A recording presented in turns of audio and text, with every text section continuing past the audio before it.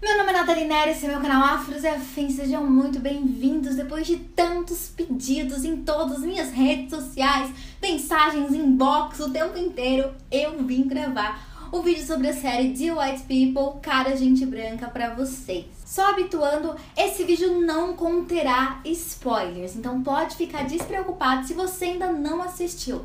Pra quem não sabe do que eu estou falando, The White People é uma série que acabou de ser lançada na Netflix. Há um tempo atrás saiu um trailer super polêmico e todo mundo começou a dizer que ia boicotar a Netflix, cancelar a inscrição. Então essa série já vem fazendo barulho há muito tempo, então eu tava muito ansiosa pra ela sair. Essa série foi baseada em um filme com o mesmo título, com o mesmo nome, de 2014. Eu já tinha assistido o filme e achei ele uma verdadeira bosta. Então eu tava um pouco preocupada com o que seria essa série. Mas o que dizer de Cara Gente Branca versão Netflix? Bem, a série se passa, só para situar vocês, na Universidade de Winchester, que é uma universidade majoritariamente branca e que tem um grupo de alunos negros que se reúnem em uma fraternidade. E a história se baseia nisso e principalmente em um programa de rádio que é apresentado pela protagonista Sam White. A trama gira em torno dos dilemas raciais que esses jovens vivem em espaços universitários, mas principalmente gira em torno das relações que esses jovens têm consigo mesmos e com o seu meio. E aí é a parte mais incrível do mundo, porque o burburinho inteiro foi causado porque acharam que essa série realmente seria uma série que falaria mal de pessoas brancas e na verdade não necessariamente. O foco da série é tratar os conflitos entre esses personagens. E aí, conflitos eu digo de uma forma muito mais ampla, né? Os conflitos internos com eles mesmos, com o meio, com o destino, o futuro, passado, presente, enfim. O mais incrível sobre essa série é a forma como ela humaniza a existência negra. Ela mostra a experiência, a existência em um corpo negro em suas mais variadas possibilidades. Ela mostra que a negritude não é vivida de uma só forma, a partir de uma só ótica e com uma só postura. Mostra que existem várias posturas de combate ao racismo, várias formas de experienciar e de viver dentro de um corpo negro. E isso é mostrado de uma maneira riquíssima ao longo da série, ao longo dos episódios. O mais interessante da série em relação ao filme é que o filme era extremamente maniqueísta. Ou o personagem era bom ou o personagem era ruim. Ele não tinha muitas nuances na sua personalidade. E como eu disse, a série humaniza de uma forma absurda esses personagens. Mostra como eles são... Mostra ele dentro de seus dilemas, mostra ele com posicionamentos que às vezes podem parecer negativos, que às vezes podem ser positivos. Uma personagem que eu percebi uma transformação absoluta na construção dela, do filme pra série, foi a Coco, que é com certeza uma das minhas personagens favoritas. E a Coco, no filme, era colocada como uma mulher negra absolutamente deslocada das questões raciais, que queria se misturar à elite, que queria se embranquecer de alguma forma, que era contra o posicionamento de outros militantes um pouco mais intensos. Não é spoiler, mas na série essa personagem é construída de uma maneira excepcional. Eles mostram quem é a Coco, mas além disso eles explicam, eles dão a entender em vários momentos os processos pelos quais aquela mulher passou e que fizeram com que ela tomasse aquela postura. Isso é muito legal, isso acontece com quase todos os personagens. Essa série é fantástica porque ela fala sobre genocídio, ela fala sobre coação policial, ela fala sobre hipersexualização, ela fala sobre colorismo, ela fala sobre solidão da mulher negra, ela fala sobre masculinidade negra, ela fala sobre homossexualidade negra, ela fala sobre pluralidade negra. Eu acho que quando a gente pensa em The White People, a gente pensa em pluralidade negra. Somos tão plurais, somos tão diferentes, viemos de espaços tão distintos, então por que nossos posicionamentos dentro do movimento e com a nossa realidade seria o mesmo? Mostra aquele militante muito intenso, que não descansa nunca, que não para nunca, estilo Malcolm X, questiona esse posicionamento de uma forma super saudável, que foi o caso do Red.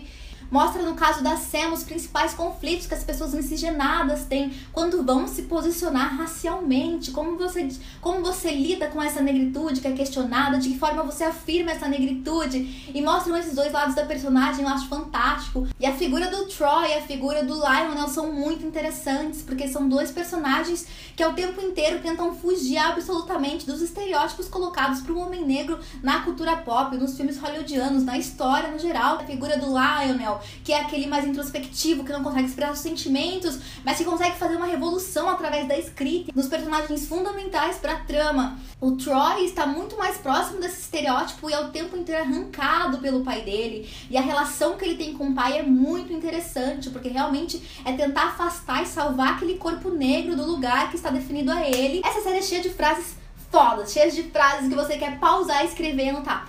Mas tem a Red e a Sam ficam com aquela brincadeira de quem tá acordado e quem não tá acordado, né? Tipo, quem tá na militância e quem tá, tipo, foda-se.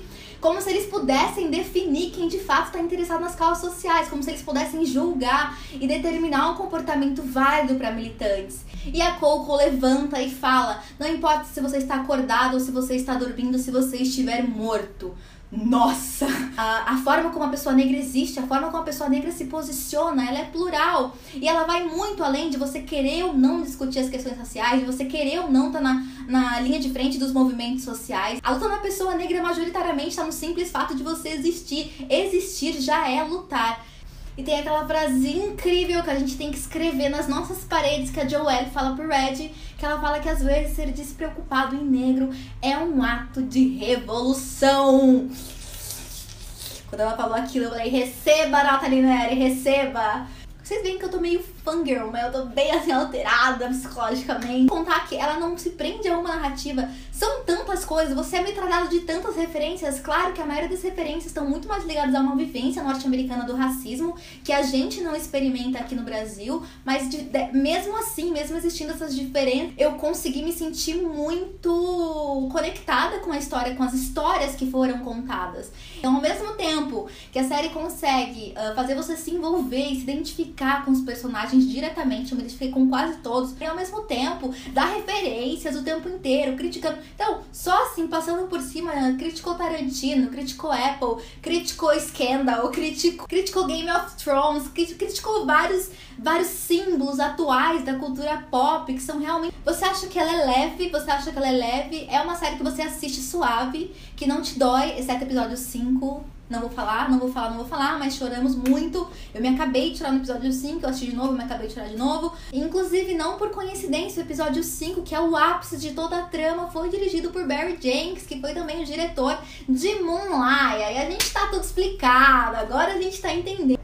Duas coisas muito legais. Renata Martins é uma cineasta que eu respeito muito, que tem projetos incríveis, falou muito bem dessa série. Quando ela assina embaixo, eu me sinto muito mais segura de falar bem de alguma coisa ou mal, porque ela tem, obviamente, o olhar de quem pesquisa, de quem entende, de quem vive o cinema. Então, se você quiser seguir ela no Facebook, ela é incrível, ela sempre posta bastante coisas. Eu vou perguntar se ela deixa eu deixar o Facebook dela aqui, mas pesquisem sobre ela, porque ela é incrível e ela sempre fala sobre filme, sobre o que tá saindo, sobre o que as pessoas estão falando. Não dá pra entrar em todos os méritos da série, da nossa relação com a série nesse vídeo, porque é um vídeo só, então eu decidi me ater mais à série, aos personagens, etc. Mas eu vou deixar aqui no box de informação também um texto muito bom da Gabriela Moura, que ela escreveu no Medium, em que ela elabora uma discussão sobre o posicionamento do público em geral com Dear White People e com 30 Reasons Why. Então é muito interessante. A discussão que ela abre é fundamental, ela causou uma comoção imensa, só se falava de suicídio, só se falava de bullying ainda. E agora a gente tá falando de racismo, sobre a experiência da pessoa negra, sobre violências que nós sofremos hoje, todos os dias.